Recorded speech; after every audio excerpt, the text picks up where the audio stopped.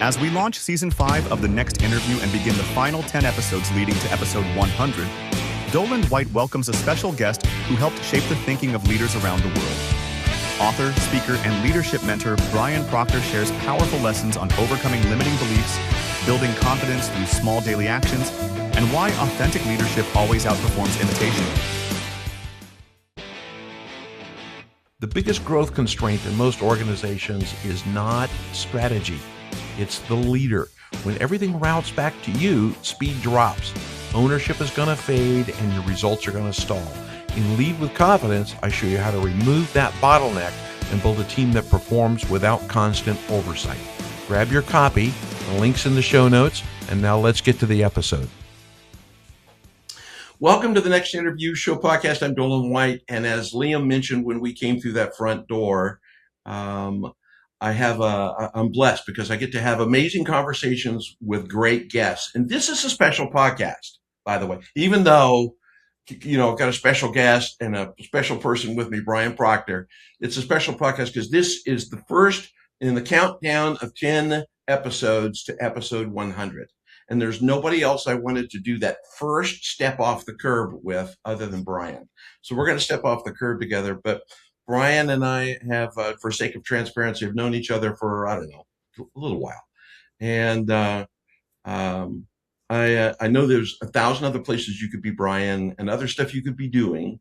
And you could be out fishing for lingcod and doing that. But you're going to hang out with me for half hour, 40 minutes and create this episode together. So just want to tell you thank you for being here and thank you for helping the leaders. Thanks, Dolan. I appreciate you asking me, and it is great to be here with you. And for anybody that, as you mentioned, Dolan and I have known each other for quite a few years, and I think the world of you. So I would be here anytime for you. Yeah, and likewise, it's fun. What I love is I love doing this. It's been fun as heading into episode 100. I've made a lot of new relationships and new friends doing this, but I love coming back to friends like you, right? Mm-hmm. This is going to be a friends countdown that I've known for so many years and have trusted and learned from. There's things that you've taught me over the years, and I'll probably torture you with a couple of those. I got them in my notes over here on your screen. I'm ready for it. So we'll get into it. So anyway, so let's get to it. The very first thing is, so our episode, I have it on a piece of paper right here, was episode number 20, and it released in January 13th of 2025. And that's before my hair turned white. It's been the last year that this did this. That's when I had hair, right? Maybe. Might have. So I want to just, for those that, let's refresh everybody. I want to kind of talk a little bit about your journey, and then also kind of get into, the experiences and successes that you're having today with your business and with your very talented partner, with Corey, and what that's been like for you. So let's just take a couple of minutes and talk about your journey and that path, and then we'll get into some questions. Sure. Yeah. Well, I mean, for everybody watching this or listening to it, I had the privilege of working with my father, Bob Proctor, for, I guess, over 30 years. Yeah. And before that, I was in real estate. And before the real estate, I had worked with my father again as a teenager, kind of as a roadie. So, I've really been surrounded by his material all of my life.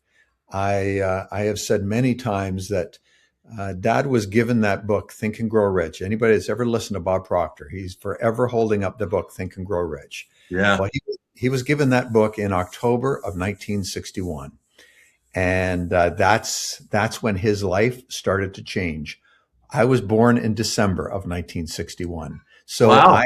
I've been there for the entire ride. And I often jokingly say that, he was reprogramming his mind with this material. And then I was born and he started programming my mind with this material. So I have known this all of my life. And so, I was very fortunate that I got to work with him. And as everybody knows, he passed away about 4 years ago. And I wasn't quite sure what I was going to do from that point on, because it wasn't the same without him. And I wrote my first book, My Father Knew the Secret. And it was really describing Right. all the lessons and all the things growing up with Bob Proctor, what that was like. And that, honestly, Dolan, that has changed the course of my life in a way. It was very well received. I had publishers reaching out to me for other books. I had people asking for more. They wanted programs. They wanted some coaching and some Yeah. different things. So I kind of thought I was going to almost retire and just fish and enjoy. And I have discovered I guess a new lease on life, that I get to share my father's material in my own unique way. And it's been a really interesting and fun journey. Yeah, I love that because I met your, obviously, for listeners of the podcast, I met Bob through Brian, actually, because at the time I was CEO of a marketing company and called Brian and said, "Who the heck are you people?" And I remember you explained the business to me and said, "Hey, we have this event in Los Angeles, and come on down and get to know us, and I'll spot you a seat at a table." Mm-hmm. And I remember showing up to that event, and you spotted me a seat at the VIP table right in front of your father's microphone. Yep. Dead And center. I remember that. oh yeah, and I sat there. I remember watching Bob with my arms crossed, thinking, "Okay, teach me something, old man." And because I had I had looked at Think and Grow Rich, not read it, looked at it Mm-hmm. as a younger guy, and ended up, at first I was thinking, "Cred, I can't even leak. I can't go to the bathroom because Bob's right there. He'll see me." And the man was intimidating. And so I wasn't about to do that. So I just didn't drink water for 3 days. And then I got a chance to meet him and fell in love with this is 2015, I guess, somewhere around there, 16 maybe, and fell in love with the content. Mm-hmm. And we obviously developed a friendship with your father. And to this day, I talk about his content, talk about his world. The other thing too is for listeners listening. So Brian very humbly didn't mention his second book. So there's two books, right? There's My Father Knew the Secret and 12 Easy Steps to Change Your Life. Right. And there's a podcast called There's a Born to Win. podcast. Yeah, Born to Win, which you can find on any of your podcast platforms. Yeah. And there's actually another book that's going to be released literally in 2 weeks. Really? So probably the time that this is coming out. And the book is titled, you'll like this. My father spoke it from the stage lovingly many times. Yes. It's called Quit Screwing Around. This is your life. That's fantastic. Yeah. I could see and hear that from the stage. Quit screwing around. I'm actually in the midst of looking for clips of him doing that, that I'm going to use for some fun promotion over the next few weeks. Oh my God, that's awesome. I'm looking forward to that book. I'm in on that book, by the way. So hey, speaking of books, shameless plug. Well, listen, hey, I'm allowed to plug you. Go ahead. For all of those listening or watching, I received this yesterday, a new book by Doland White, and Lead with Confidence. I'm looking forward to digging into this, Doland. I appreciate that. Yeah, thank you, and I'm honored to have you do that. So, and it was a blast writing. You guys all inspire me. I figured, you know what, I got to write a book. I'm going to write a book, and I'm going to tell stories. So let's talk about your dad in there a little bit. So one of the things that I think leaders are. When I went back and listened to the episode way back from almost a year and a half ago now, goodness gracious, and I was thinking about a couple of things that we talked about during the episode, and one of the things that when I have my notes over here, otherwise I don't remember. I'll be 73 in like 7 days, so my memory is much shorter these days. But one of the things that you talked about is unlearning beliefs and shifting paradigms. And I know that you grew up in the study, and that's that was a very big piece of it, was how do you shift paradigms and how do you create the goals to do that, and how do you live into that. I'm kind of curious about, in that time now that love the fact that your business is thriving. And listeners, you got to listen to the podcast. The last one was Law of Cause and Effect, and it made me take pause. I've listened to it twice over coffee in the morning. But kind of curious about what what you what you had to kind of figure out as you're going through it, what you expected, what surprised you, what you had to unlearn, because you have seen great success. And the great success, by the way, was also, it's, I appreciate the tip of the hat to your father, to Bob, but it's also the great success because of the sincerity and the authenticity that you and Corey bring to the business. Mm-hmm. Because it is Brian doing the content, not Bob doing the content. Right, right. So I'm really kind of curious about what have you discovered? Well, here's what I learned, and I learned this a long time ago. I saw a lot of people trying to imitate my father. And that's the honest truth. I saw other speakers that tried to be just like Bob Proctor, and it's inauthentic. It's not. They're not believable, and you might not even know what it is, but you'll feel it.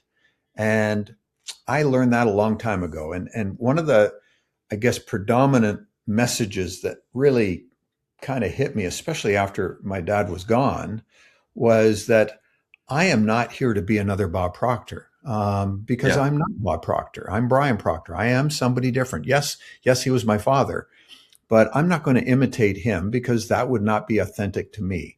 Sure. And the big thing that I learned, and kind of my guiding principle, is to stay authentic, speak from my heart, not my head, share what I know, share what I learned, and really share how I use it. And that has been, that's been the game changer for me. So I think anybody that's listening or watching this, don't try to imitate and be somebody else. Be your authentic self, and know that you've got what it takes in whatever venture you're doing. I think if we can shift our belief into ourselves and realize that, man, we are capable. We just got to step out and do it. You know, so many people get overwhelmed with all the things they have to do that, my gosh, if we just started to focus on what can I do today? You know, when you wake up in the morning, before you put your feet off the bed, maybe think, what is my intention for today? Not how did I do yesterday, not what I'm going to do tomorrow, not all the mess I got to do to make my business what it is. What is my intention for today?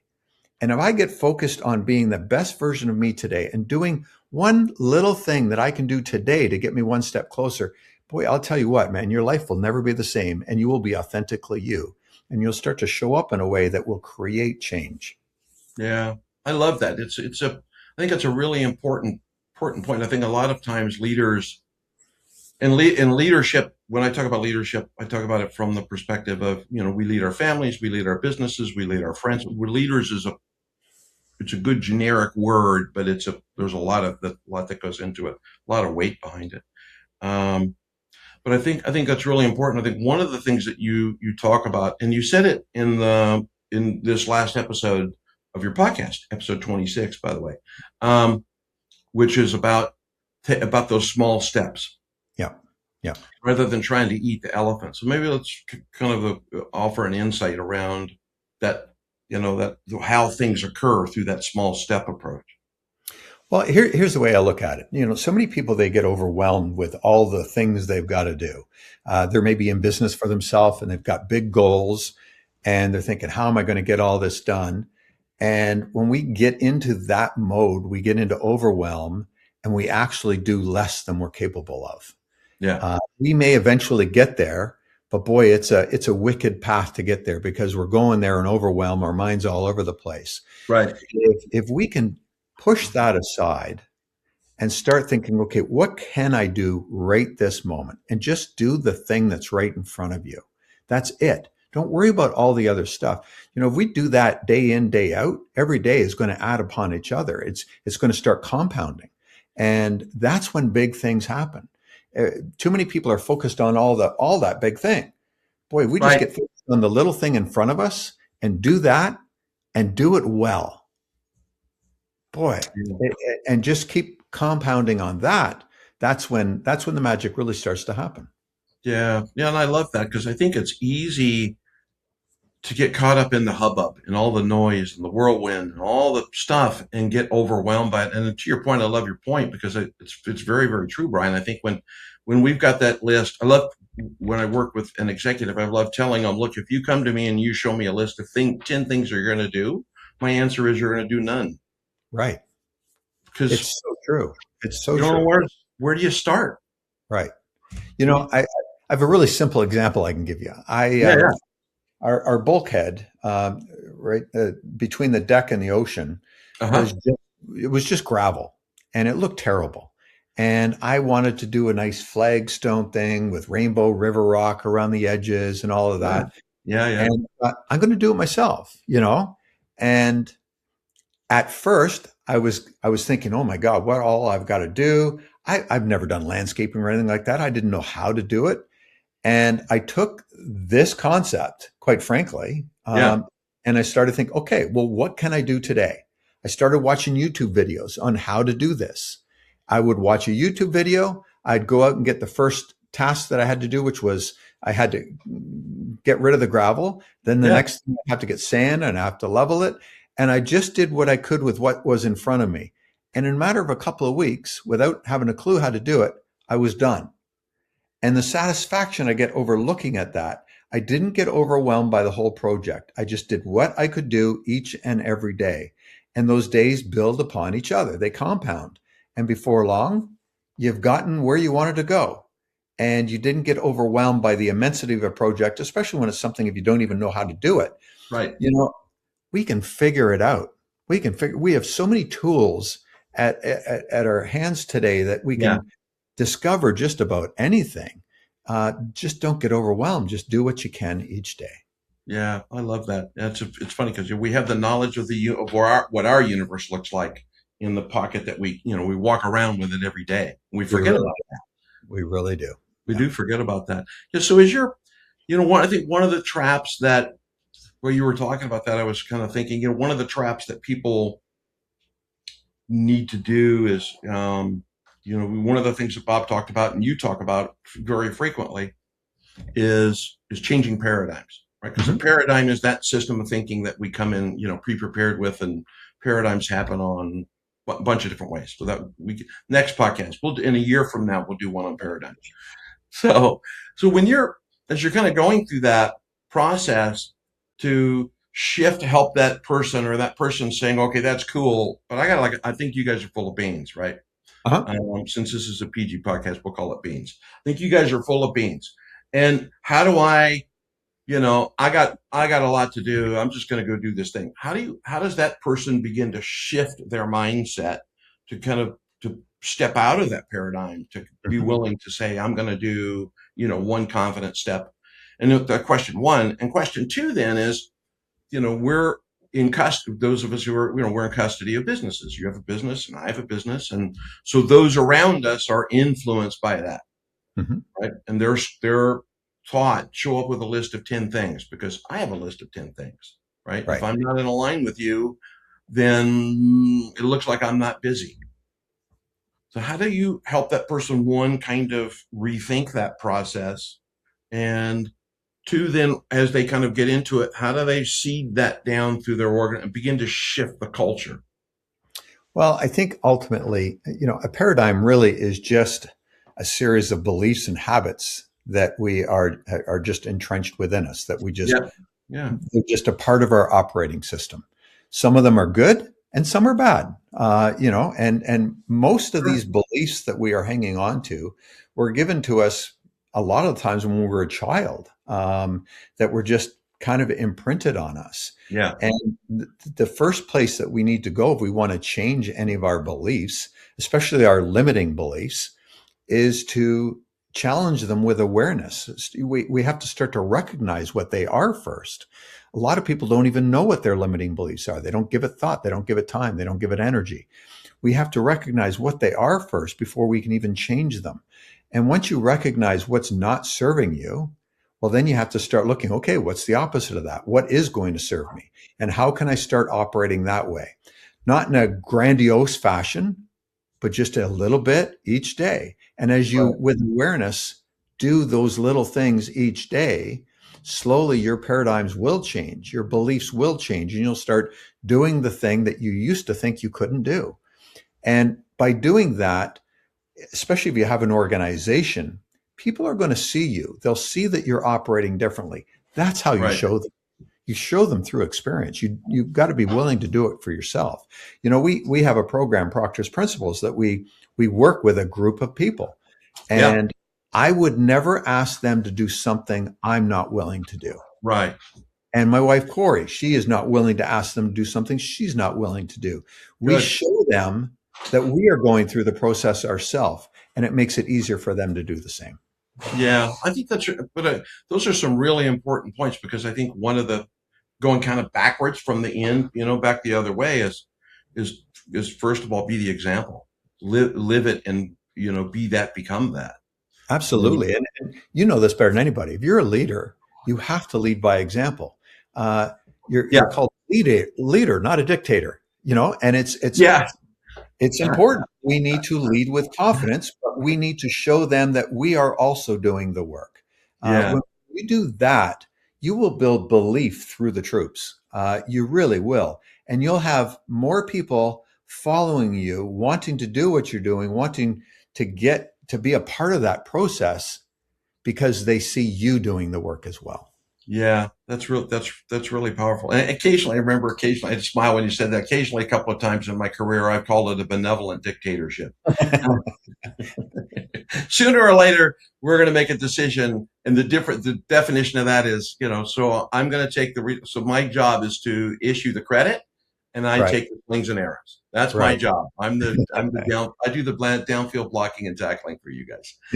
I've always looked at it like this. You think of a dictator, and we can look at our parents as dictators sometimes. When somebody tells you have to do something, like they're dictating to you, you are going to push back. You are going to push back instantly, even if you don't want to, because nobody wants to be forced to do something. Right. Whereas if you lead, you do the work yourself and invite people to follow along with you rather than force it on them. But you're going to create change a lot faster. And you are going to build a company a lot stronger if you work it that way. Yeah. That is so true. Because I think it's that thing around, there's so many moving parts inside of that, Brian, around authenticity, right? And people can smell it when you're not being on. There's an aroma that comes along with that. Yeah. And that, when you're living it and you're in side by side and you're demonstrating what it looks like, and the team at that point then believes it, and then they trust you through that process. Right. Why do you think, you mentioned earlier, we were talking about limiting beliefs, and you said something just in passing I want to go back to, because I think it's really an important topic. Not that you don't say important things, but we'll go back to this one. But I think this is a lot of times. I think people don't take time to understand their limiting beliefs. Right.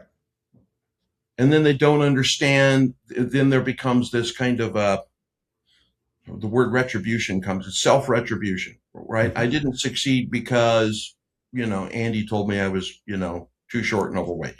Yeah. Not that my granddaughter told me that last night, but I'm really kind of curious about why are we wired a lot not to face and deal with a limiting belief? Well, I think the honest answer, Dolan, is most of the time we're not even aware of those limiting beliefs. They're just a part of our programming. They are just a part of our programming. So the key is, how do you get aware of what your limiting beliefs are? I'll give you a real easy exercise here. So let's say right now, all of your needs are taken care of. So everybody watching this or listening to this, all of your needs are taken care of. Your mortgage is paid, your car payments are paid. You're in a comfortable place. Okay. You're not in this anxiety. How am I going to take care of things? All right. Yeah, sure. And I just hand you a money clip with $5 million in it. All right. And I challenge you that you've got to spend this money today. What would you spend it on? What would you spend it on? And I would ask you to start writing down, what would you spend it on? Write it down on a piece of paper. What would you do with that money? If it was just given to you right now, what would you do with it? Write it down. Now, Yeah. what I would ask you to do is this. Okay, I didn't really give you 5 million. This is fake money. Yeah. But you've written down some things that you have a desire for that you might not have really thought about, but all of a sudden you got a desire for them. Now, how do you feel about going after that? Are you obsessed with something like that? Would you want to go after what you wrote on the sheet of paper? I can promise you this, you would, because you wouldn't have answered those questions. But now you look at it, okay, well, how am I going to do that? That is when you'll be able to recognize what your limiting beliefs are. You're going to look at that list and think, oh, I couldn't do that because of. There's no way. I've got too many debts. Yes. Yes. All your limiting beliefs are going to start to appear. They will show themselves to you front and center. So then I would say, write down what those limiting beliefs are and then challenge them. What's the opposite of that? And start working on how you can eliminate those, how you can get rid of them. The first thing we need to do is be aware of what those limiting beliefs are. And that is a really quick way to figure out what they are. Yeah, I love that. And listeners, when you're, somewhere on your person, there's a device that you're listening to, hit the rewind button, go back and listen to that again. Listen to it at 1x, not 1.25 or 1.5.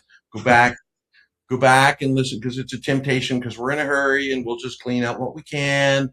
Go back and listen to it, and then stop the podcast and do that exercise.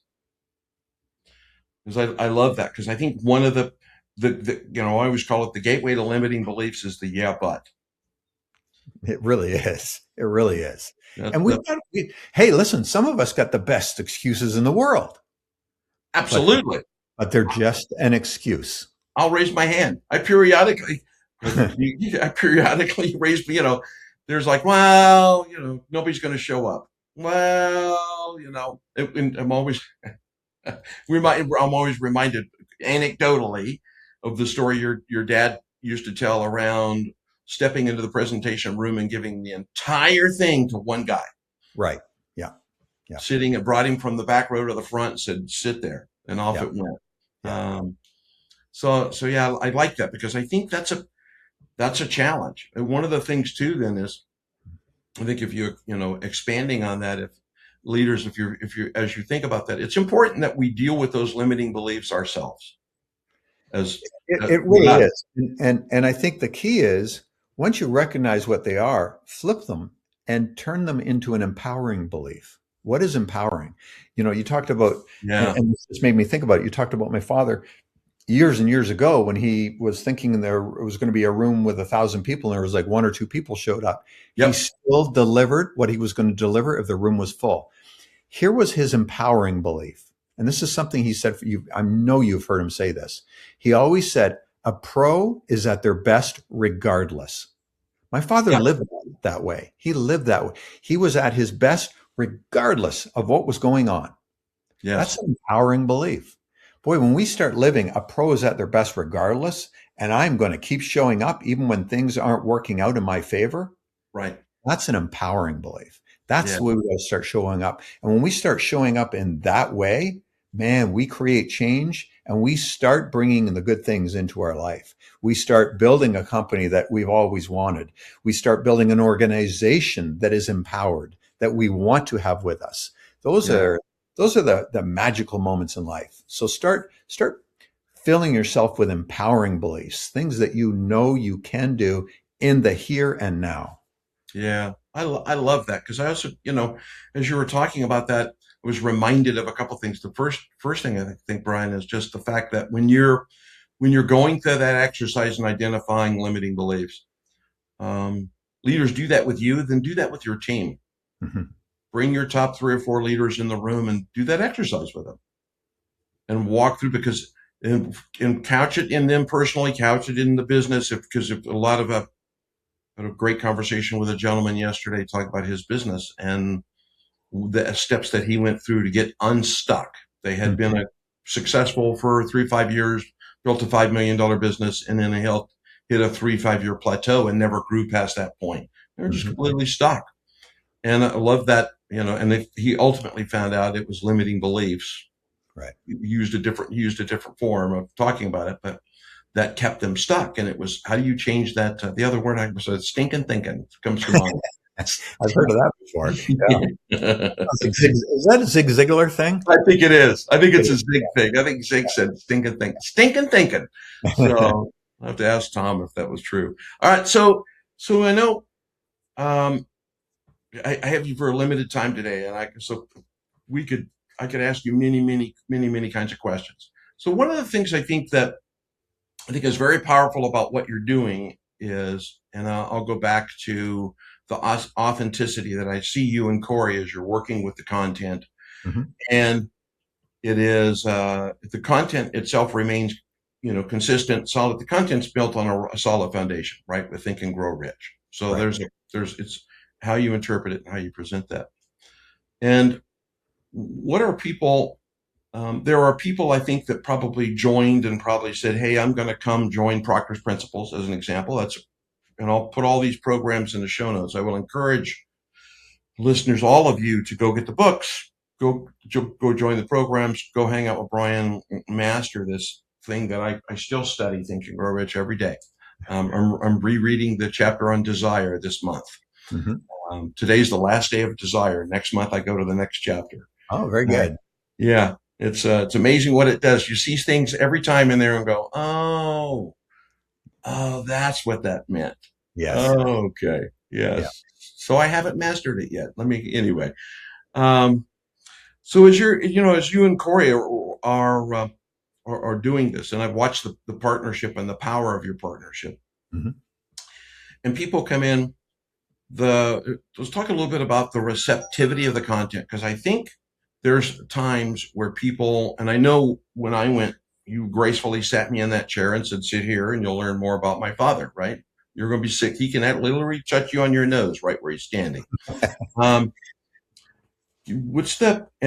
I did the cross my arms. You YouTubers can see me cross my arms. You listeners, I crossed my arms and I leaned back in my chair and kind of went, okay, teach me something, old man. And because the first thing you hear about things like this is this is woo woo. Right. Mm-hmm. Right. And as you get further into it, it actually is connected directly to science. Who knew? Yeah. And as people kind of come in for the first time hearing this, because I'm hoping there are new generations coming in and learning this content and learning about the messages that Bob taught and what you're teaching, the things that you've added to it. What are you, I guess it's a big long intro to a 9-pound question, which is what are you seeing with people as they come in to hear the content and learn the content and then commit to master the content? Are we, I know your business is growing dramatically and there are a lot of great things going on, but what's receptivity like? We're in a weird era with AI and social media. We're certainly in a strange time. I mean, we're bombarded all day long with social media, our devices, the 24-hour news cycle, all of these things. Yeah. And I deal with all of that in our program. And I really get people to kind of narrow things down and get simple. What surprised me, I think, the most, Doland, is I've got a lot of people in there that didn't even know who my father was. That kind of amazed me. Interesting. But here's what I find with people coming into it is simply this. They need somebody to believe in them. That's it. It's really that simple. And I think that falls right back on your leadership thing. If you want to see more of somebody that's in your organization, they need to know you believe in them. If you believe, and if they feel you believe in them, man, they're going to step it up a little bit. And that's my simple answer for you is I am finding a group of people that I can see the good in them. I reflect it and show it to them. And I get them to commit to not settling anymore, to start betting on themselves. And I'm not asking them to change dramatic things, because when we try to do that, man, it's going to throw us right out to whack. But I get back to that focus again. What little thing can I do today? That's it. And just keep building on that, because that compounds. It's like your retirement fund. When you first started, when you were younger, it's like, man, there's nothing in there. How is this ever going to grow? And over the years, it starts compounding, and life is like that. And if we treat it like that, we'll create change. We won't maybe feel it over the first week, 2 weeks, even a month. But boy, 2 months, 3 months down the road, all of a sudden it'll be like, boy, I feel like a different person. I'm doing things differently. I'm responding to things differently. I am creating my life rather than reacting to my life. Yeah. Like That's that. that's the magic. That's the magic, and that's what I'm finding. Yeah. Pardon me. It's that tail end of bronchitis. I'm going to take a sip. 1 sec. Yeah. So I love that, because it is that opportunity. And I think people lose track. Something at the very end of all of that too. I don't want to lose track of. We have the opportunity to make the decision and create our life. Right. We have that ability. We really do. And I think most people, and I'm not saying everybody watching this, but I think a lot of people are simply reacting to life. They're letting that 24-hour news cycle, our devices that are bombarding us, they're just reacting. And we've got to get away from that. We've got to start creating the life that we want rather than reacting to what's going on around us.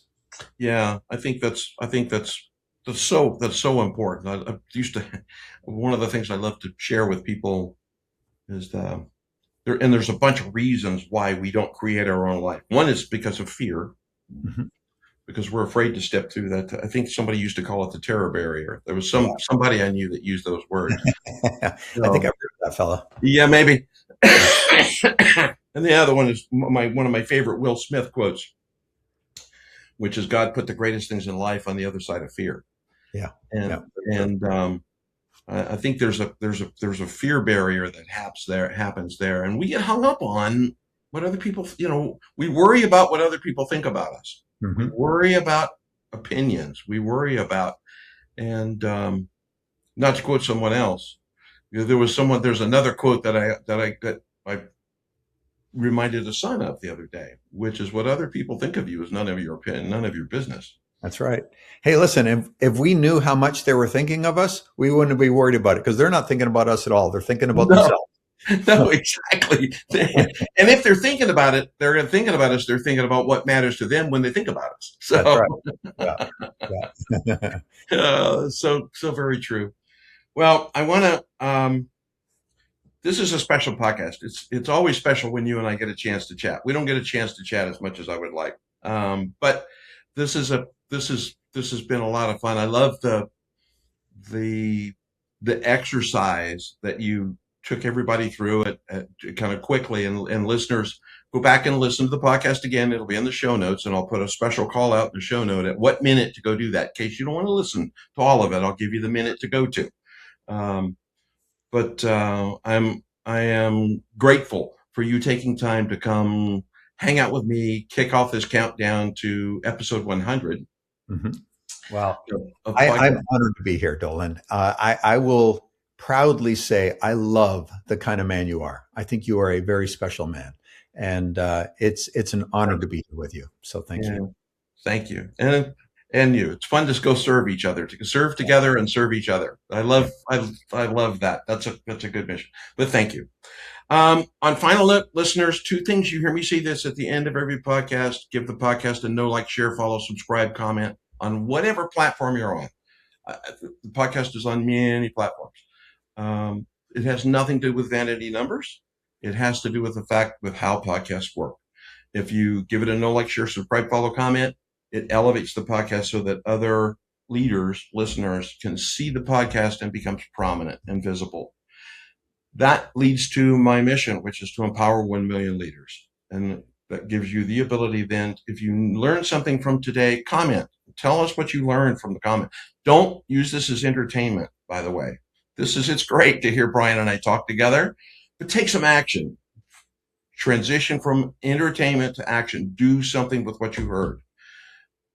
The second thing you can do is share this with another leader. Help them become better at what they do, better at taking care of the people they're in service of. And through that process, we all serve each other. So on that note, we'll call it to an end. And thank everybody for being here. I'm Doland White. I'm the host of the podcast. See everybody next Tuesday, and have a good rest of your week.